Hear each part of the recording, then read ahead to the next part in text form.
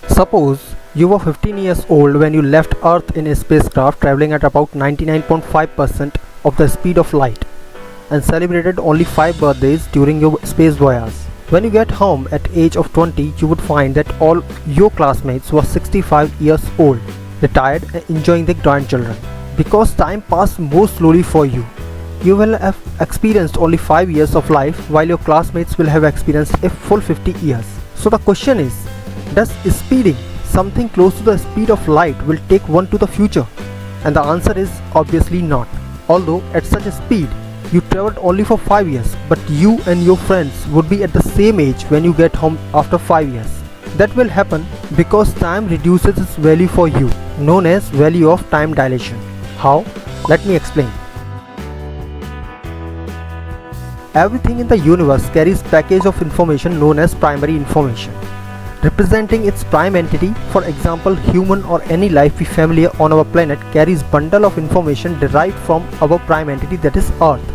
This information is nothing but energy of time packaged inside cells that signifies its traveling speed with time in time circles. Time circles are the group of prime information that share same speed and process or allows to travel only those information that matches with time circles prime information. Every time circle provides speed or energy for primary information equals to the energy required by it to travel in a single unit of time, called spin. Time as a measurement in respect of prime information is a unit signifies the amount of energy an entity requires to spin or discharging energy to travel a specific distance in time circle known as traveling speed. A higher traveling speed requires high intensified information that can discharge its energy quickly to receive higher distance traveling in same unit of time compared to low intensity information. Traveling speed will always remain constant until a new information becomes part of the entire information package, while unit of time always will be variable. Now, everything in entire universe traveling with respect of time and loses or discharges energy with constant rate of descent to complete a spin.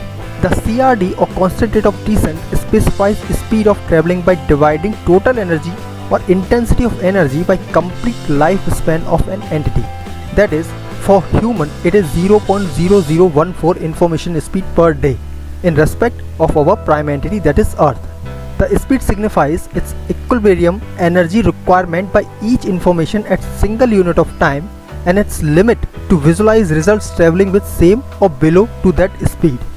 Whenever a high intensified information or high speed information belongs to an entity traveling in high speed time circle joins a low intensified entity, it affects the rate of EER, that is equilibrium energy requirement of either single victim information or the whole package of information depending upon which information of victim entity high intensified information is targeting.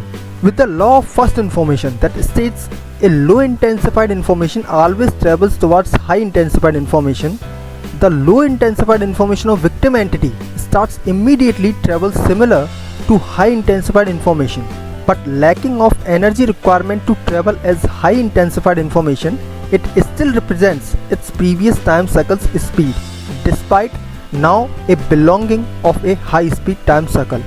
To prove such process in existence, time though let allows low intensified information to travel in high intensified time circle by reducing its spin cycle to the factor of differences in both time circles spin time.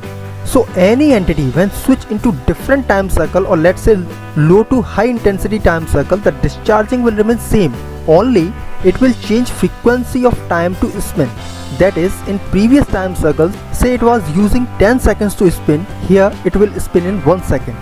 Once a medium get attached or so-called a spaceship which takes us at close to the speed of light, the information traveling speed will remain same, because as the mover shifts from its own time circle to light's time circle, information speed or spin cycle of the traveler starts degrading due to existing in two different time cycles at same time. That is, spin time would have been representing previous time circle, while information speed would have been representing speed of high intensified information. To equalize it, time shifts the value of time from old time circle to new by reducing its value with factor of difference in speed. Now 1 day will be equals to the 1 second because the mover is now in time second belongs to the light. So value of time light is using will now applicable on mover 2. This factor we knows as dilation of value of time, that is expanding the value of time, not the speed of information. With this explanation, when you return home after 5 years, you and your friend both will be 65-year-old. In these 5 years, you just experience life at very fast rate in compare to your friend because of huge differences in value of time. That is, in time circle you were spinning at very fast rate while your friends were spinning at usual rate, but number of spins will always be equal. If at a time two same information claims for same speed, that is if two same cells or information claims for one of prime cell or information, the speed equally divides between both of them.